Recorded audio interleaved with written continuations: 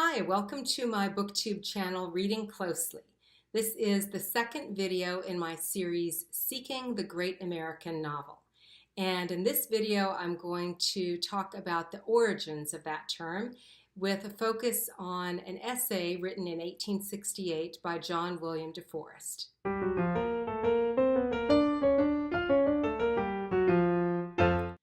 The term the Great American Novel was already in the air when de Forest wrote his essay in 1868. It seems to have been used at least as early as the 1850s, primarily by publishers and booksellers to trumpet this or that novel, to advertise it essentially and proclaim it as the Great American Novel so that people would buy it. Notably, they did this with Harriet Beecher Stowe's Uncle Tom's Cabin, and we'll have more to say about that novel shortly. But de Forest seems to have been the first to take this idea seriously and to attempt to really articulate what it means. I'm not suggesting that we simply accept de Forest's definition, but I think it's always important to look at the origins of an idea and get a sense of how the idea has evolved. Let me start by just saying a little bit about John William de Forest. I'm going to keep it very brief because you can look him up on the internet and learn more about him. I will say that he was the author of a couple of novels as well as some first-hand accounts.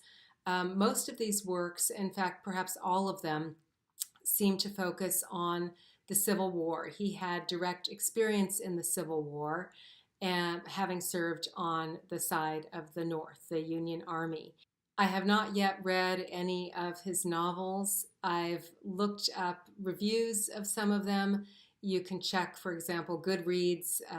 His novels seem to get ratings in the 3.5 to 4 star category. His nonfiction work seems to be a little bit better received. It seems that he was especially good and perhaps pioneering in describing the sort of mundane aspects of a soldier's life during the war. But I think it's safe to say that he probably would have sunk into obscurity had it not been for this essay on the Great American Novel. In my introductory video in this series, I said that I hadn't yet found the entire essay online. I have now found it, and I will include a link to that essay in the description box below. I can say that it looks like this. You can see my marked up version. It's whoops, the first page is right there. I've highlighted the Great American Novel, and you can see it consists of 3 pages of very finely printed text. And again, it was published in The Nation magazine, January 9th, 1868. Nowadays, people often use the term the Great American Novel very lightly, in jest, as a kind of a joke. And interestingly, we can see this element already in de Forest's essay from 1868. He introduces the whole idea with a strong note of irony and skepticism about the possibility of anybody actually writing the Great American Novels. He starts out by referring to a friend of his, and I can't help but wonder if this is, in fact, de Forest himself that he's referring to. A friend of ours, a fairly clever person, and by no means lacking in common sense on common subjects, has the craze in his head that he will someday write a great American novel. If I can do it, he says, I shall perform a national service and be hailed as a national benefactor. Who does not like to have his portrait taken? If I ever can give expression to the idea which is in my brain, the American people will say, that is my picture, and will lavish heart and pocket in remuneration. So he portrays this supposed friend of his, this aspiring novelist, as rather foolish, as having a kind of false grandiosity in his aspiration, and And as being motivated by rather questionable motives, he seems to be interested above all in fame and fortune. We'll return to this theme of fame and fortune, especially fortune, later in this video, because DeForest himself returns to the theme of money towards the end of his essay. It also emerges very quickly that DeForest himself is skeptical about the very idea that anyone can write the great American novel. So he asks about this supposed friend of his, will he produce it? Will anyone of this generation produce it? It is very doubtful, for the obstacles are immense. In explaining the obstacles, he also begins to articulate the idea itself, what he means by the great American novel. Interestingly, he begins by reference to what he calls the great American poem, another thing that he says is currently an impossibility for this then young nation. So again, talking about the nation, the U.S. in 1868. He talks about the great national poems of other nations, other cultures. So, for example, he mentions the Iliad as the great national poem of ancient Greece, and the Aeneid as the great national poem of ancient Rome. He mentions the Divine Comedy as the great national poem of the region that we now know as Italy. But the U.S., he thinks, is clearly not ready to produce its own great American poem. We may be confident, he says, that the great American poem will not be written, no matter what genius attempts it, until democracy, the idea of our day and nation and race, has agonized and conquered through centuries and made its work secure. So we'll return to this idea about democracy towards the end of this video. For right now, I just want to point out, interestingly, that he is referring to this idea, democracy, as, quote, ours, as American. So we see here certainly a strong note of American exceptionalism, and it's especially striking after he's just been talking about ancient Greece and that tradition. He then goes on to mention what he considers some great national novels of other nations and other peoples.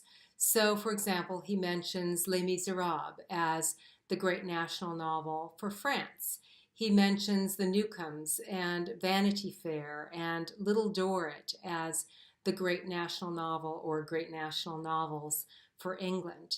And he refers to these because he sees them as depicting, quote, the ordinary emotions and manners of the people in those societies.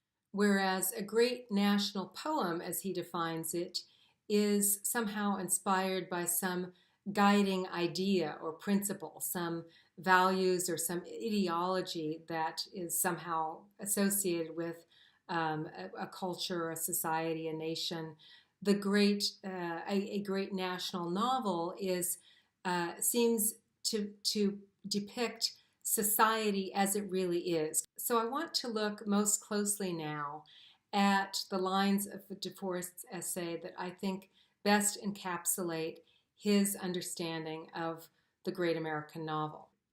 Is there, he asks, a single tale which paints American life so broadly, truly, and sympathetically that every American of feeling and culture is forced to acknowledge the picture as a likeness of something which he knows? So I think this is a really interesting quote and worth unpacking in its various elements. One thing that jumps out at me is his reference to an audience, this sort of audience of people of feeling and culture. So there's this sense of people who are sensitive and who have a kind of cultural, a literary sensibility. There's a touch of elitism here. Then there's the phrase, paints American life. Throughout this essay, he refers repeatedly to the visual arts. So he refers to portraits, pictures, tableaus.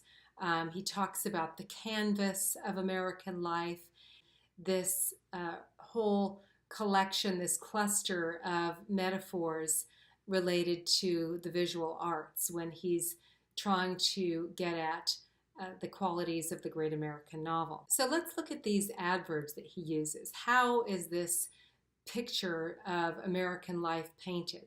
It's painted broadly, truly, and sympathetically. At several points in the essay, De Forest reiterates the need for breadth for any national novel.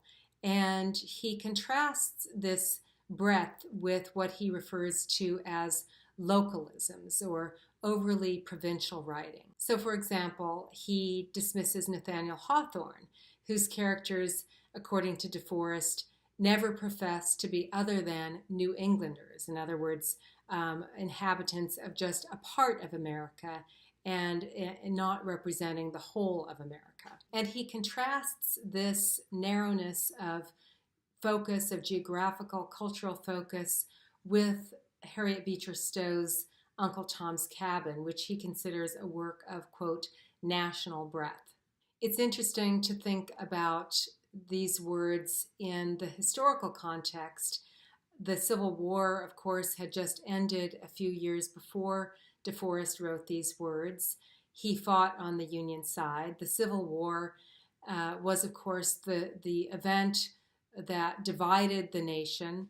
And here he is advocating a literature that represents the nation's wholeness.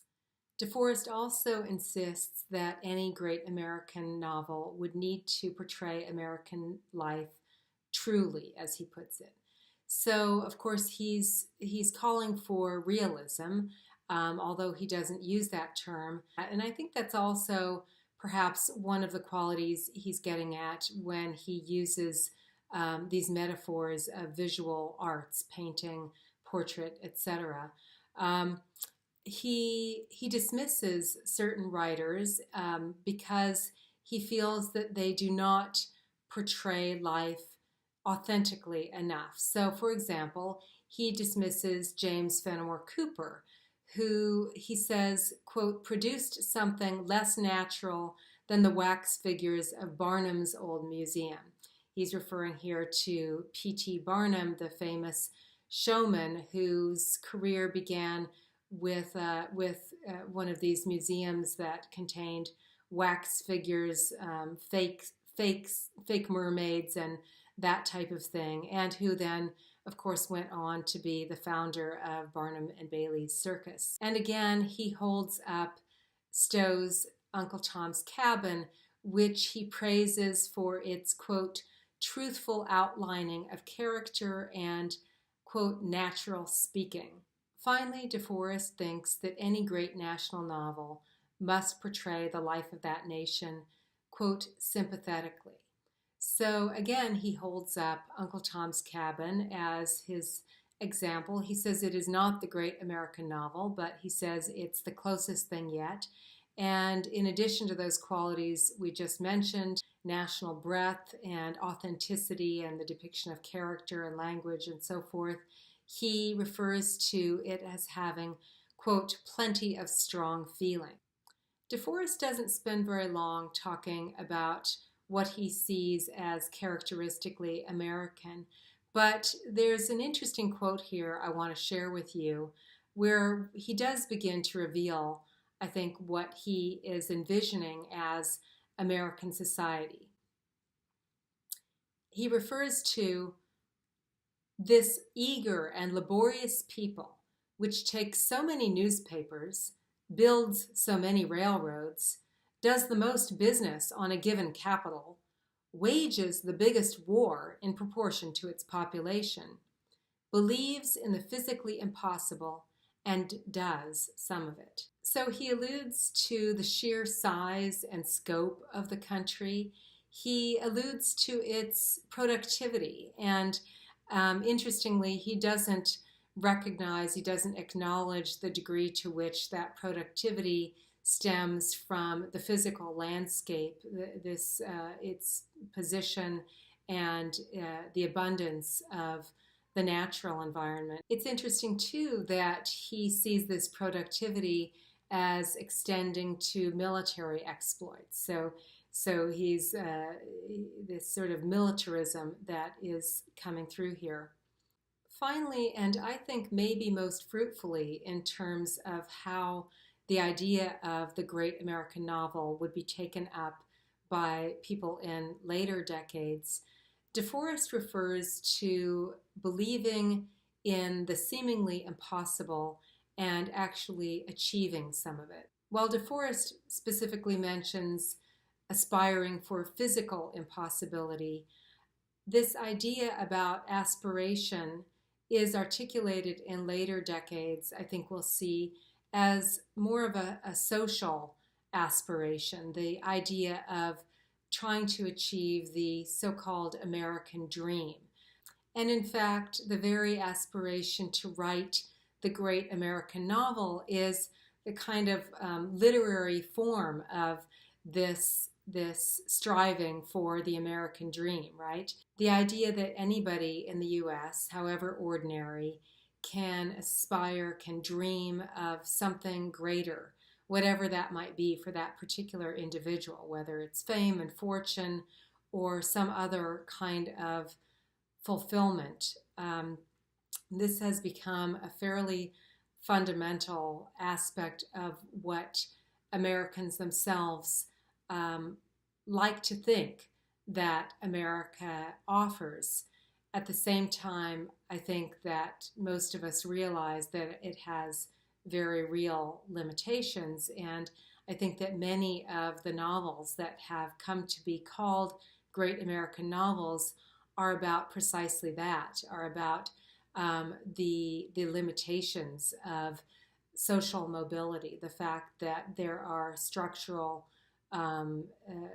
obstacles that make it much, much harder for some people to achieve their dreams than for others to. The possibility for achieving the American dream, the possibility for social mobility, rests, of course, on democracy, and not just as an idea, but as a reality. To give DeForest some credit, he did recognize, writing back in 1868, that democracy had not yet, as he put it, made its work secure. This recognition, which is really just a fragment of a thought in DeForest's essay, receives much fuller and deeper expression in later generations as writers take it up and take it apart and reveal the ways in which the American dream eludes many Americans. We saw DeForest mention money early in his essay when he was kind of making fun of this aspiring writer, this supposed friend who was after fame and fortune. He returns to the theme of money briefly and more seriously towards the end of his essay when he talks about the need for an international copyright.